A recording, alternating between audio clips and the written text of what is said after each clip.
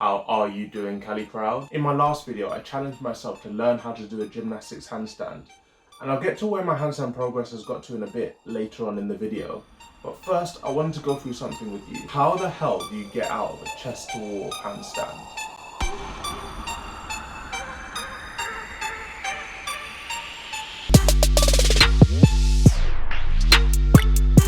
If you would like to be part of the helpful and motivating community that is Cali To The Crowd, then be sure to smash that subscribe button and ring the bell as well so that you never miss out on the Cali To The Crowd video. I wanted to make this quick video because the chest to wall is widely lauded as being a great way to improve body alignment in the handstand. The thing that people don't tend to discuss more often is how to get out of it once you're there. So today, I'm going to walk through 3 tips and demonstrate how to bail from a chest to wall handstand. Starting with tip number 1, energy levels. The world of fitness has always been linked with Anglican, Judeo-Christian values of work hard now and you'll get your reward later. That go hard or go home mentality generally bleeds over into a train to failure methodology. But if you hold a chest to wall handstand and you resist bailing out of it until you absolutely are on your last legs, there is a pun in there somewhere. You'll be increasing your risk of getting injured because you'll be setting yourself up to come falling down like so much Jenga. Instead,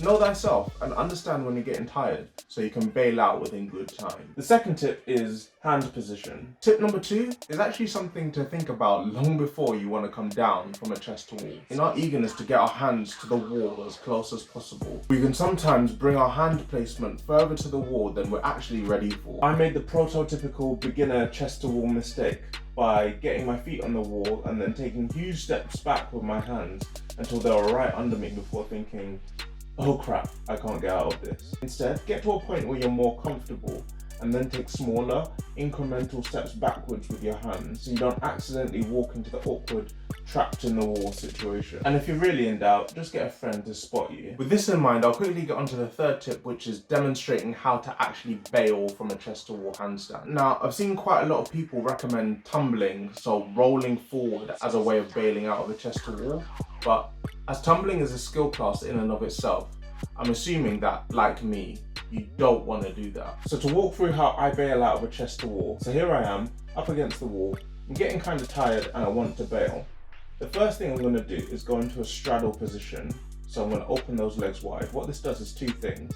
First, it lowers our centre of mass, making holding the chest to wall a lot easier. Second, it prepares us for what we're about to do next, which is slightly internally rotate one arm so that the fingertips of the hand are facing inward towards you slightly. Now, maintaining that straddle, we're going to allow ourselves to come down on the side of that rotated arm. What we're effectively doing here is a little bit of a cartwheel, so make sure you have ample space whenever you attempt this, and please, please, please be careful to keep those knees away from the wall, especially if you're leaning against exposed brick. As this video will be part of my handstand progress diaries vlog, quick update on where my handstand is at the moment. When I haven't been drilling bodyline with chest to walls, I've been drilling my overhead pressing strength and also practicing my kick up. Even at one point fluking a 5-second handstand hold. But that's it guys. If you enjoyed the video, be sure to hit like as it really helps the channel, and I'll see you guys next week.